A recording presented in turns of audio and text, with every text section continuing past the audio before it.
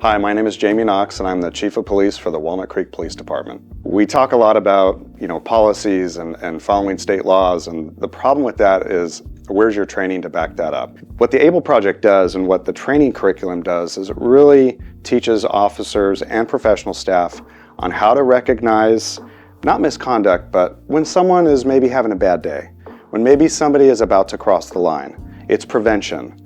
So not only does it teach that person to recognize when a colleague is in trouble, it gives them the tools that they need to understand that it's okay to help someone else, help a colleague get out of trouble, and also to be helped. Hi, my name is Rob Patton. I'm a retired lieutenant from the Sacramento County Sheriff's Department and former bureau chief with Post. ABLE is an intervention program designed to reduce harm and transform culture. Right, so we have a lot of policy out there related to duty to intervene, as well as law on duty to intervene. But what's unique about this program is how the training targets the agency head all the way down to the newest recruit and everybody in between. So when you talk about cultural shift from the inside out, you have no choice but to be successful outside, because you have that internal support, that foundation to be successful. And that's ultimately going to reduce harm and build more trust and credibility with the agency. And that's why people take on the badge, to essentially do just that. Hi, my name is Officer Robert Rosas. I'm with the Walnut Creek Police Department. I've been here for 4 years. Wouldn't it be great if, before you ever get to the point of having to intercede, it just doesn't get there because you prevented a situation from escalating to that?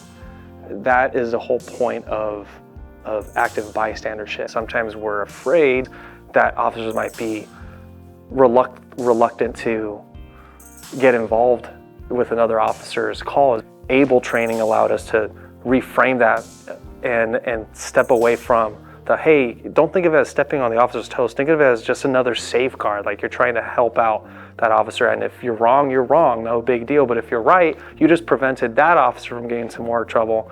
And essentially, like, you helped yourself out too, because, like, hey, you're interceding, you're doing what your duty calls for you to do.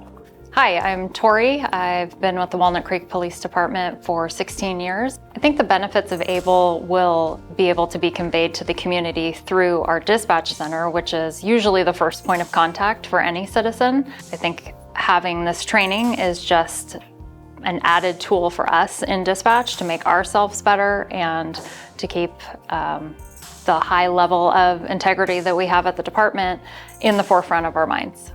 My name is Brandon Lincake. I'm an officer with the Walnut Creek Police Department. We're allowed to speak to our other officers regardless of rank and position and check each other when things are going south, or maybe compliment when things are going good. And I think if other departments implemented ABLE nationwide, statewide, countywide, wherever, I think the whole culture would change in a much better way.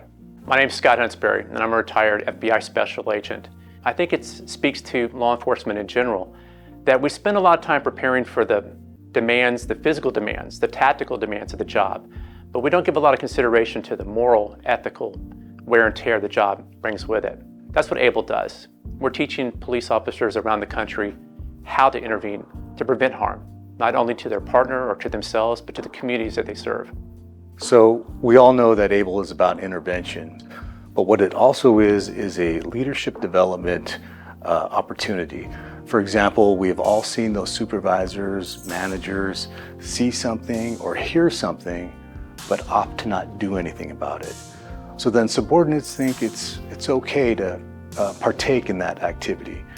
That begins to permeate a little bit, and all of a sudden you have a little bit of a culture that's not so positive, and then the big mistake occurs. That costs your agency a reputation, an officer potentially losing his or her job, and of course we have cases where people lose their lives. So when that big problem occurs and it lands on the chief's desk, or him or her gets that phone call, they're asking themselves, how did this happen and what could have we done to prevent it from occurring? Well, ABLE can help do that. But it also builds your bench out. So when people through attrition begin to retire or promote up the chain of command, you already have a culture where line level officers and supervisors are used to having conversations, critical, crucial conversations in the moment that prepare them for those specialized roles as a supervisor, when it's incumbent upon them to say something when they see something and set the tone that aligns with the chief's mission, vision, and values.